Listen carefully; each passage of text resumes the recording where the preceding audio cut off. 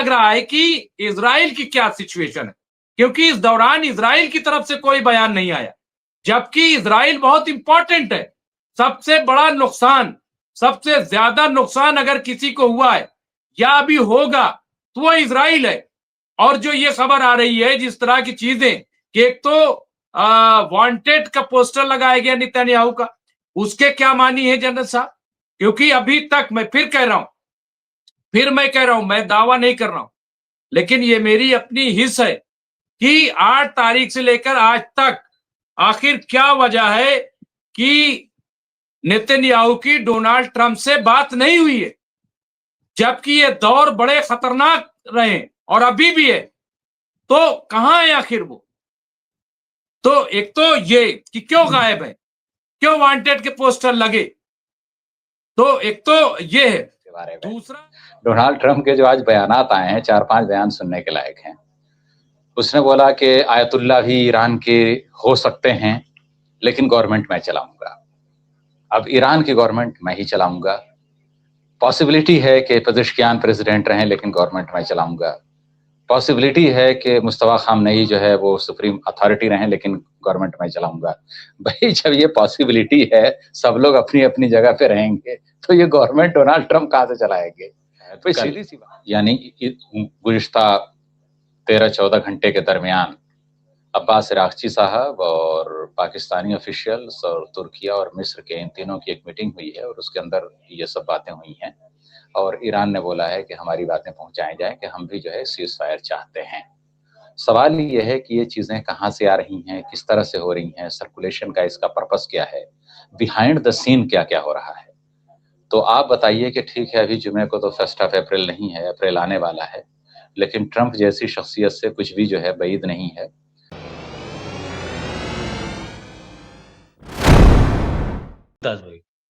जी बिल्कुल। और मुझे लग रहा है कि अभी कोई ऐसी हम नहीं कह सकते, लेकिन कम से कम एक चीज तो है जो दुनिया देख रही है कि जो बड़ी बड़ी बातें करते थे ट्रंप और नेतन्याहू, आज दुनिया से भीख मांग रहे हैं। आज नाटो से कहीं खुशामद हो रही है, कहीं किसी से हो रही है। नेतन्याहू कह रहे हैं साहब दुनिया के लोग आ जाएं ईरान के खिलाफ। अरे क्यों आ जाएं? आज तो हिजबुल्लाह के साथ ईसाई खड़े हो गए, कहा ये जंग जो है एप्स्टीन फाइल के खिलाफ जंग है ये, और ये कह रहे हैं कि दुनिया आ जाए। सारे क्यों आ जाए? दुनिया तो तुमसे पीछा छुड़ाना चाहती है। अब दुनिया ने भयंकर चेहरा देखा है कि हो कौन आप, किस तरह के लोग हो, बच्चों को मारते हो, हा? बच्चों को जिंदा खाते हो, चबाते हो तुम, और दुनिया से कह रहे हो कि साथ आ जाओ। कौन जाएगा अब एप्स्टीन फाइल वालों के साथ? अब्दुल वाहिद साहब हमारे साथ जुड़े हुए, बहुत सारे लोग। जावेद खान साहब कह रहे हैं मैं भी हूं। बिल्कुल जावेद भाई, आप भी हैं, सारे लोग हैं, मैं सबका इस्तकबाल कर रहा हूं। नूर साहब ने कहा कि राशिद साहब दूध का जला छाछ भी फूंक कर पीता है। बिल्कुल सही बात है। रेशमा बानो ने कहा कि रिपोर्ट पढ़ दीजिए मेरी। अहम है उनका कि रॉयल इंग्लिश रिपोर्ट है कि Iran shot down jet by सैयद पोर्ट डिफेंस सिस्टम, ये उनका। तो बहुत सारे लोग, लेकिन मैं अब्दुल वाहिद साहब आप पास आऊंगा कि यहाँ पे एक शेख करीम साहब, उन्होंने लिखा है कि मेरी नजर में अमेरिका का युद्ध विराम घोषणा बहुत बड़ी साजिश है, इसलिए ईरान को अपनी कार्रवाई जारी रखनी चाहिए। मतलब आप ये देखिए कि अमेरिका और इजराइल दोनों को लोग समझ गए कि ये साजिश करने वाले लोग झूठे लोग हैं, मक्कार लोग हैं, इन पे एतबार न करो। बताइए, आम लोग कह रहे हैं, आम लोग ईरान को मशवरा दे रहे हैं खबरदार इनके बहकावे में मत आना, इनकी बातों मत आना। तो अब्दुल वाहिद साहब, आप चूंकि सीनियर पॉलिटिकल एनालिस्ट हैं, चीजों पे नजर रखते हैं, क्या लग रहा है आपको कि क्या इसके पीछे हो सकती है स्ट्रेटेजी?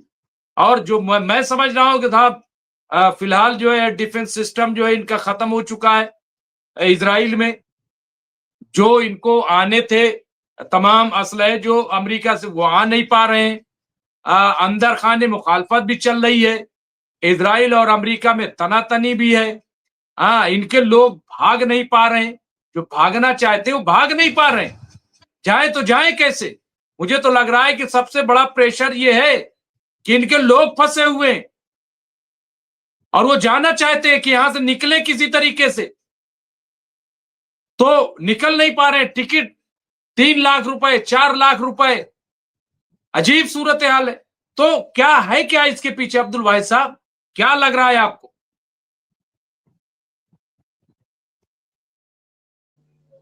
जी मुमताज भाई, बहुत बहुत शुक्रिया आपका और सारे पैनल यहाँ पे जितने ऑनरेबल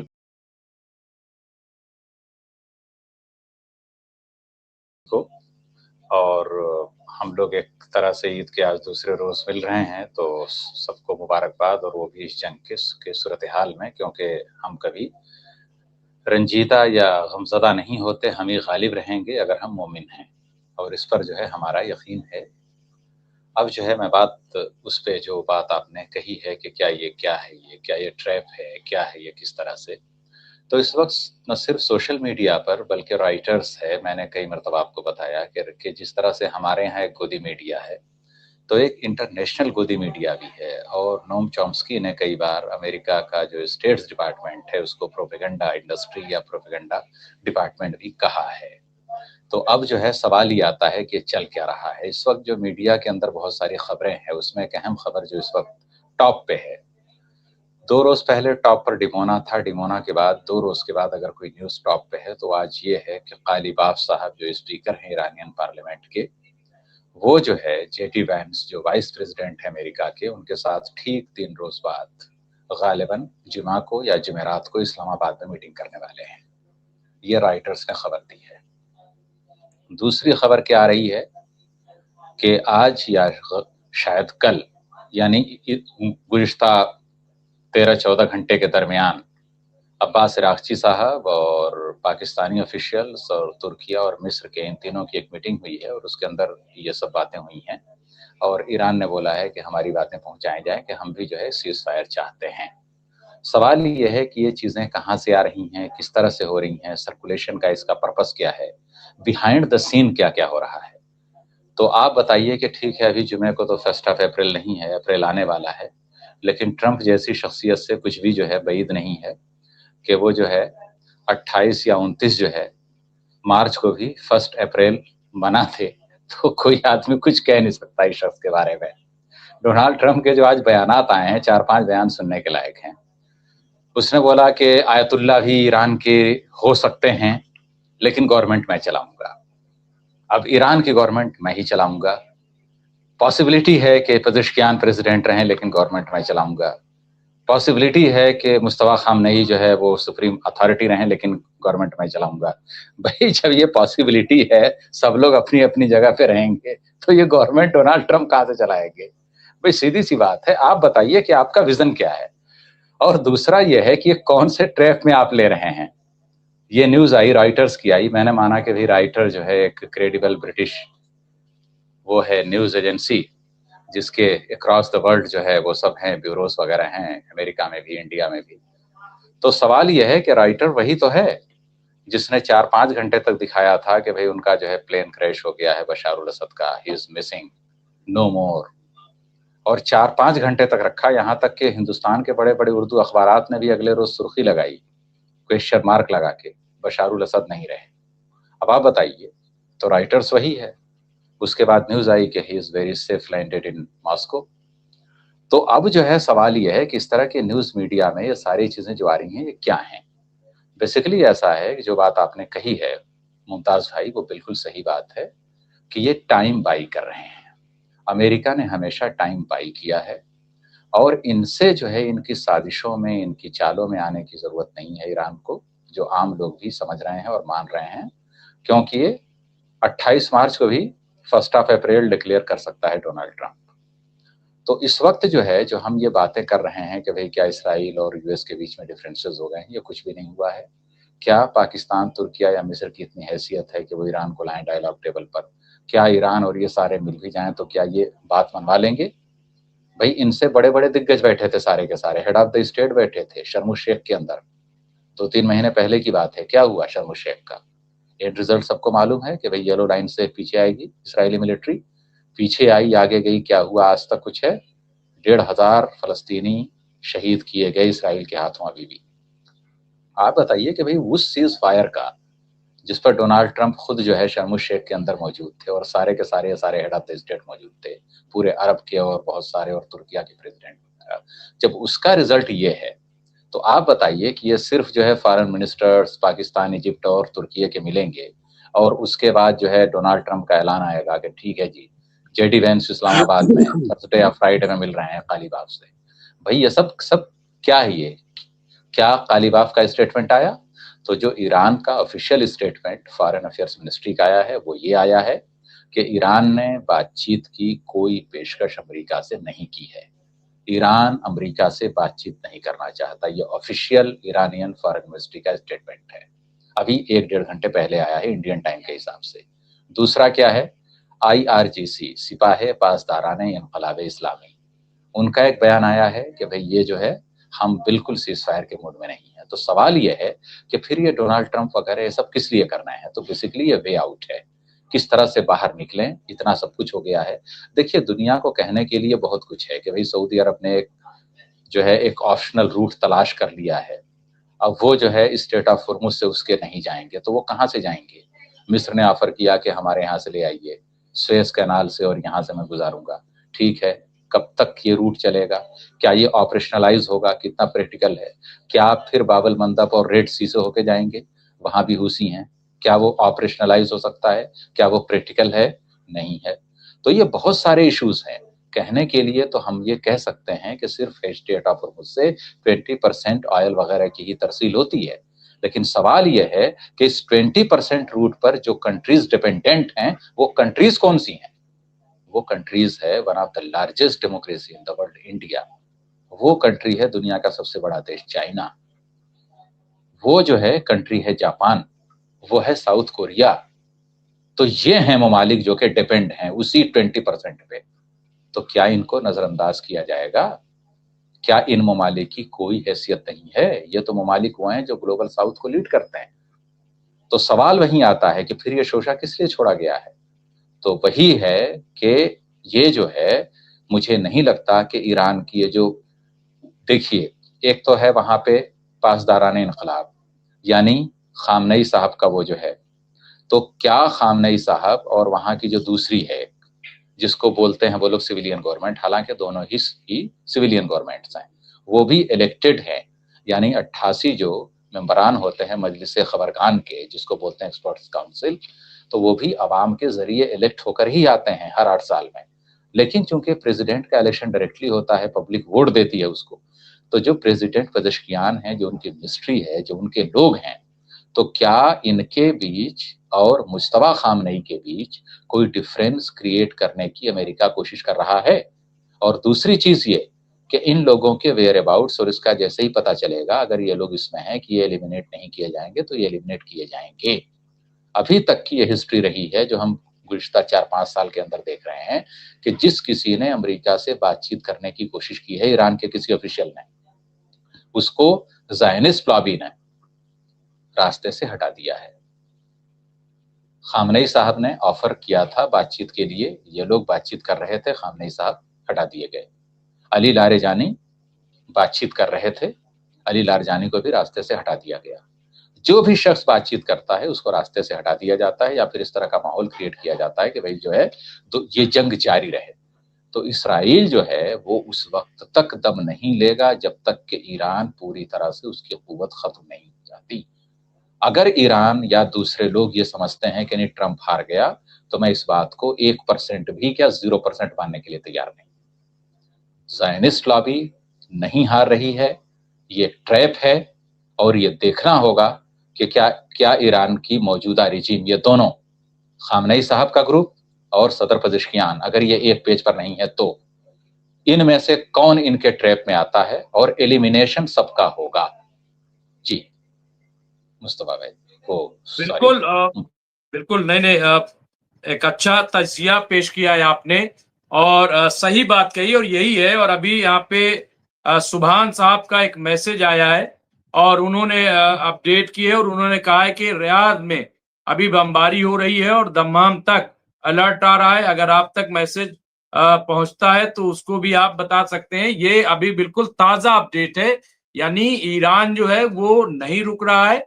ईरान ने अभी उसी तरीके से रिएक्शन जारी रखा हुआ है। तो ये जो तमाम बातें हैं, मुझे लग रहा है कि ऐसा कुछ भी नहीं हो रहा है और कोई वजह नहीं दिखाई दे रही है कि फिलहाल जो है, और सब जान रहे हैं कि इनकी मंशा अभी ये कह रहे हैं, लेकिन रात में ये रिएक्ट कर दें, रात में फिर हमला कर दें। तो मेरा अपना ख्याल ये है कि जो इनकी 4-5 शर्तें हैं, जिसमें सबसे बड़ी शर्त जंगबंदी की कि इंटरनेशनल ऑर्गेनाइजेशन वो यकीन दहानी करे। दूसरा ये कि जंगबंदी अब सिर्फ ईरान में नहीं होगी, बल्कि इस पूरे रीजन में जहां-जहां, चाहे वो लेबनान हो, गाजा हो या यमन हो, हर जगह होगी। नंबर 3 की मुआवजा देना पड़ेगा आपको। तो ये तमाम जो शर्तें जो ईरान रखी, जब तक वो नहीं होगा। हमारे साथ फिरोज बख्श साहब, बहुत शॉर्ट में, चूंकि हम लोग आज हमने तय किया है बहुत शॉर्ट शॉर्ट करके, क्या आपको लग रहा है यहाँ पे परवीन गुलाबशाह साहब ने लिखा ईरान का बैलिस्टिक मिसाइल को रोक लिए, इजराइल के पास इसका कोई काट नहीं है, इसीलिए जो है बैलिस्टिक मिसाइल जब गिरता है तो उससे 80 बम अलग अलग हिस्सों में जाकर गिरता है और बहुत ही ज्यादा नुकसान होता है। ईरान ने जंग फतेह की, बौखला उठा ट्रंप, परमाणु गिराने की धमकी दी है। अलग अलग तरह की देखिए, अब इसमें बहुत सारी अलग अलग बातें चल रही, लेकिन अभी ठोस कंक्रीट मुझे जो अभी आई है रियाद को लेकर के, वही मुझे सही लग रहा है और ईरान फिलहाल जो है रुकता हुआ दिखाई नहीं दे रहा। फिरोज बख्श साहब।